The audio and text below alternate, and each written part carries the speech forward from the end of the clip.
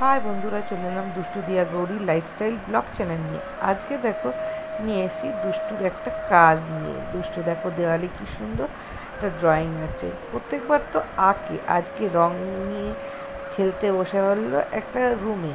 দেখো কি সুন্দর হাতের কাজ করেছে। নিজের মেয়ে বলে আমি একবারও বলবো না যে আমার দুষ্টু খুব সুন্দর কাজ করেছে। তোমরাই দেখো কেমন লাগছে, অবশ্যই কমেন্ট করে জানিও। ও আগে ছোট ছোট ওয়াল পেন্টিং আমাদের ঘরে ছোট ছোট জায়গায় একটু একটু করেছিল। তো ও যেহেতু আঁকা ভালো আর আঁকতেও খুব ভালোবাসে, তাই জন্য ওর মাসি মানে আমার দিদি, মাস্তাতো দিদি, সে তার ঘরেরই একটা রুম ভাড়া দেওয়া হয়েছে। আর এই রুমটা হচ্ছে ও দাদা বা ও যখন টিউশনি পড়ায় তখন এখানে বাচ্চাদের পড়ানোর জন্য করেছিল। তো রুমটা পুরো ফাঁকাই থাকে, একটা ঠাকুর শুধু নিচে বসানো রয়েছে। তো ঘরটা যাতে একটু সুন্দর লাগে সেহেতু আমি কথায় কথায় দিদিকে বলেই ফেলেছিলাম যে দুষ্টু তো আঁকতে ভালো পারে, ও দু একটা ওয়াল পেন্টিং, একটু একটু ফুলদানি আর একটু ঘরের চিহ্ন এগুলি আমাদের ঘরে এঁকেছে। তুই চাইলে ওকে দিয়ে ওকে এখানে কিছু আঁকাতে পারিস। তো প্রথম বুঝে উঠতে পারছিলাম না কি আঁকা যেতে পারে।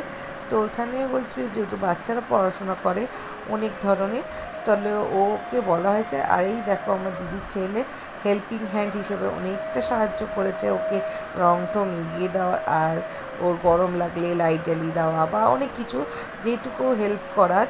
তো ও হেল্প করেছে। প্রথমে কি করবে করতে করতে এরকমভাবে সুন্দর করে একটা ওয়ালে এরকম পেন্টিং করা হয়েছে।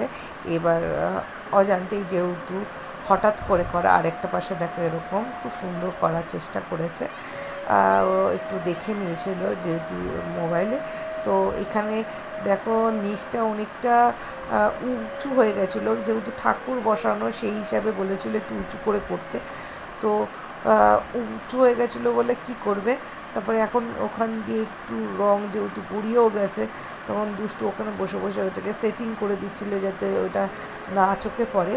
তো ওখানে বসে বসে বেচারি হাঁপিয়েই পড়েছে করতে করতে, তাও থামেনি গরমের মধ্যে। তারপর ওখানে ম্যানেজ করে ঠিক ঘাস বানিয়ে, ঠাকুর একদম উপরে থাকবে না যাতে ঘাসের মধ্যে থাকে। আর কেমন লাগছে আমার এই ভিডিওটা অবশ্যই জানিও। আর ওর কাজ কীরকম লাগছে, ও যেন আরও বড় হতে পারে, আরও উন্নতি করতে পারে, তোমরা আশীর্বাদ করো। আর ভালো লাগলে অবশ্যই কমেন্ট করো। তার যদি ওর কাজ ভালো লেগে থাকে তোমরাও করাতে পারো, তার জন্য আমার সঙ্গে কন্ট্যাক্টও করতে পারো। এইটা দেখে তো আমার দিদি খুব খুশি হয়েছে, আর খুশির চোটে ওকে তো টাকাও গিফট করেছে। তো আজকের জন্য এখানেই টাটা, বাই।